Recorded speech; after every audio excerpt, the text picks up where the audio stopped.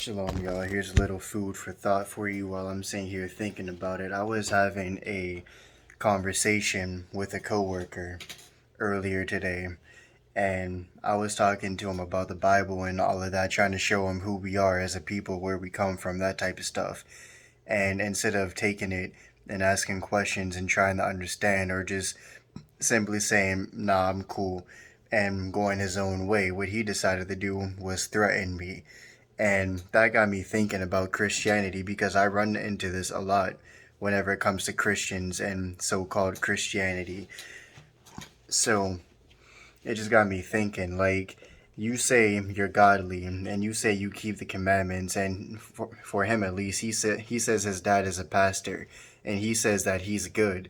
So if you're good and your dad's a pastor and your name is, we're not going to give his name, but if you say you're good and your dad's a pastor and all of this, but then you're sitting here threatening people, saying you can get hurt, and all of this other wild stuff that you're saying, you're godly though? You're a Christian, or you're this or you're that, and you keep the commandments, and your dad's a pastor, and you say you're good, but here you are threatening me, which goes against the laws, which is hatred. And we know that in the book of Leviticus, chapter 19, verse 17, it says, if you hate your brother in your heart, then you're a murderer.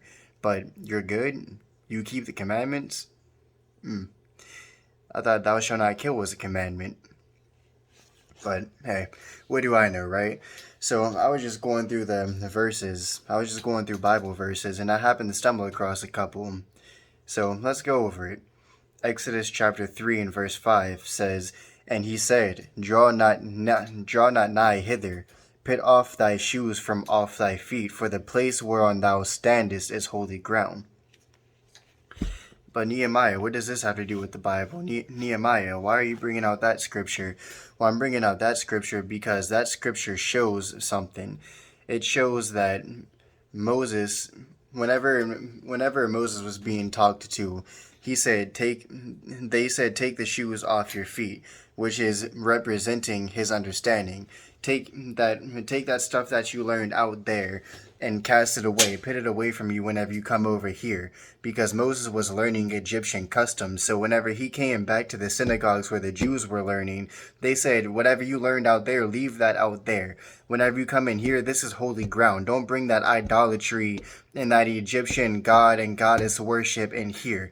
Take your understanding, everything that you know. Take Christianity, take Islam, take Buddhism, take atheism. Put that out there where you learned that. Cast that away from you, because this is holy ground. I'm giving you a new understanding to live by.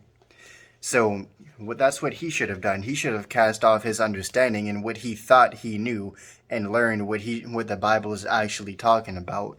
I gave him commandments that he wasn't following, and instead of being like, oh damn, you're right, bro, you told me about that, I didn't know that, thank you for trying to save my soul. No, he didn't do that. He said, that's you do you. In other words, to hell with God's commandments, and to hell what you think, and to hell with what that Bible says and what God says. I'm gonna do me anyways. That's how our people think. But let's continue on. Let's go to Matthew chapter 15 and verse 7. This is a book of Matthew chapter 15 and verse 7. Ye hypocrites, well did Isaiah prophesy of you, saying, this people draweth nigh unto me with their mouth, and honoureth me with their lips, but their heart is far from me. But in vain they do worship me, teaching for doctrines the commandments of men. So instead of teaching what God says, instead of living how Christ lived, instead of learning the commandments and trying to make yourself better, not only for you, but for the son that you have, you decide to threaten me. You decide to live by the commandments of men. You decide to follow after what our co-workers are doing. You decide to follow after the foolishness. You decide to follow after the childishness, instead of doing what Christ did and honoring Christ and the commandments that he and his Father established whenever they created the earth. No, you don't want that. To hell with this Bible. You want to follow after the traditions of men. You're a hypocrite because you say you're good when you know you're not. So this is another script. First, this is the book of 1 John chapter 3 and verse 3. And hereby we do know that we know him if we keep his commandments. He that saith, I know him, and keepeth not his commandments, is a liar, and the truth is not in him. The truth isn't in the people that say they're good with their mouth, but they don't say they're good with their actions. You say you're good, but you don't wear fringes. You say you're good, but you shave your head bald. You say you're good, but you eat pork. You say you're good, but you keep the Sabbath on Sunday instead of Saturday, Sabbato 7, the seventh day, when God actually made the earth and rested on the seventh day. You want to do it on Sunday. You want to do it your way instead of doing it God's way. You think because you give enough to God that you're good, and you get to worship God on your terms instead of worshiping him on his terms. You think you're good. The people that are getting offended by this, the only thing I can say to you is if the shoe fits, wear it. Because I'm not sugarcoating my words for sinners. I'm not sugarcoating my words for people that want to be disobedient to God's laws. It's time that we wake up.